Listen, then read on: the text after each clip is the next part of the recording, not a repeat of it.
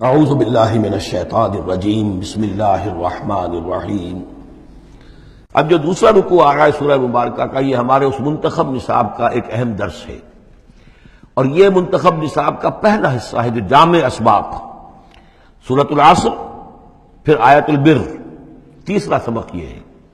اس لیے کہ اس میں بھی وہ انسان کی نجات کے لیے جو چیزیں لازم ہیں وہ سب کی سب ان کا ایک اسکیلیٹن سمجھیے، اس کا جو ہے ایک خاکہ جو ہے، بلو پرنٹ اس کے اندر بھی آ گیا ہے۔ اور یہ اصل میں ایک ایسے شخص کی مثال ہے جو نہ خود نبی تھے نہ کسی نبی کے پیروکار تھے، لیکن وہی جو بات میں نے بارہا آپ سے عرض کی ہے کہ سلیم الطبع انسان، سلیم الفطرت انسان اور سلیم العقل انسان، فطرت کج نہ ہوئی ہو، پرورٹڈ نہ ہو، اور انسان کی عقل جو ہے اس کے اوپر پردے نہ پڑ گئے ہوں،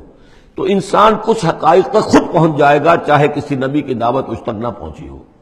وہ مقام کیا ہے کہ وہ پہچان لے گا کہ اس کائنات کا ایک خالق ہے، وہ اکیلا ہے، وہی اس کا مدبر ہے، وہی چلا رہا ہے، وہ تمام صفات کمال سے بتمام و کمال متصف ہے۔ پھر یہ کہ اس نے جو ہمیں پیدا کیا ہے تو زندگی صرف یہ زندگی نہیں ہے بلکہ کوئی اور زندگی بھی ہوگی، اس کے پاس لوٹنا بھی ہوگا، ہم اس کی طرف جائیں گے اور پھر ہمیں اپنے اعمال کا محاسبہ وہاں پر فیس کرنا ہوگا اور جزا و سزا ہوگی۔ یہاں تک انسان پہنچ سکتا ہے،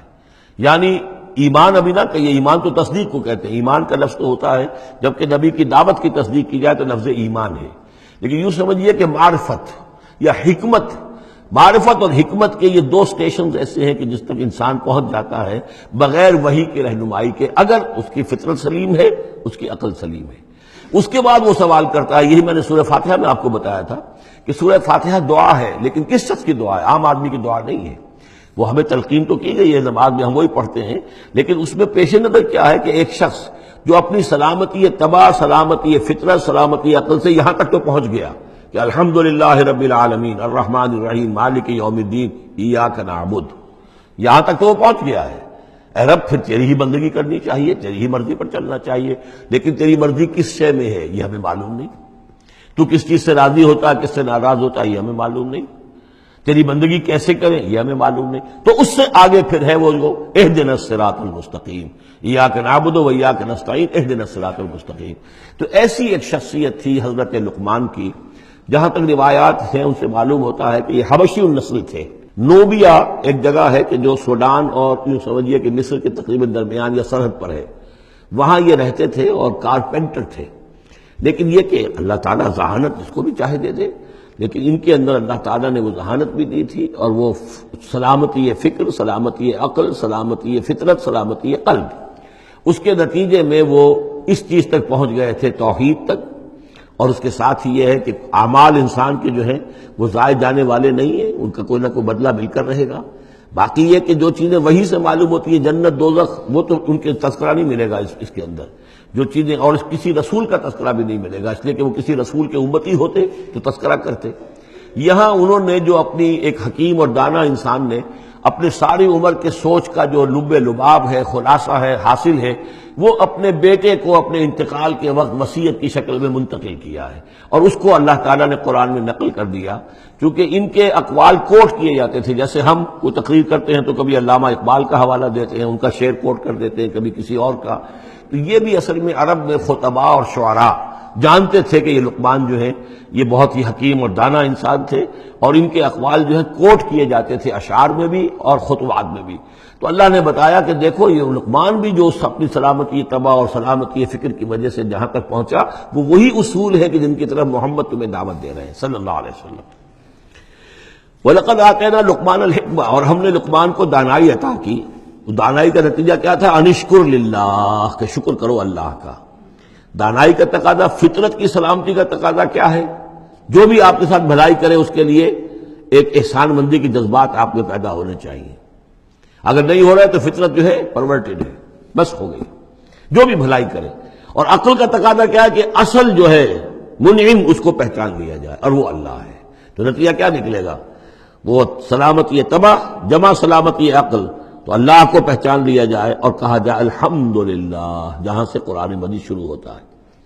انشکر للہ، کہ شکر کرو اللہ کا، ومن یشکر فانما یشکر لنفسہ، جو کوئی بھی شکر کرتا ہے تو وہ شکر کرتا ہے اپنے ہی بھلے کے لیے، اپنے ہی فائدے کے لیے، ومن کفر فان اللہ غنی حمید، اور جو کفران نعمت کرتا ہے، ناشکری کرتا ہے، تو اللہ تو غنی اور حمید ہے۔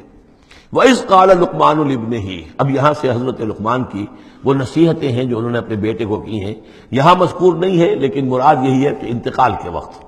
جیسے کہ کوئی شخص دولت مند ہے تو وہ اپنے انتقال کے وقت اپنے بیٹوں کو، یا اگر بیٹا ایک ہی ہے تو اسے بتائے گا کس سے لینا ہے، کس کو دینا ہے، کیا حساب کتاب ہے، کہاں کہاں میرے ایسیٹس ہیں، کوئی دفینہ ہے تو بھی بتائے گا کہ میرا وہاں فلاں جگہ پر دولت دفن ہے۔ ایک حکیم انسان کے پاس اصل شے اس کی ساری عمر کے غور و فکر کا جو حاصل ہے کہ میں نے جو کچھ سوچا ہے، میں نے جو کچھ بھی حاصل کیا ہے اپنی فطرت سلیمہ اور عقل سلیم کی رہنمائی میں، وہ میں تمہیں منتقل کر رہا ہوں۔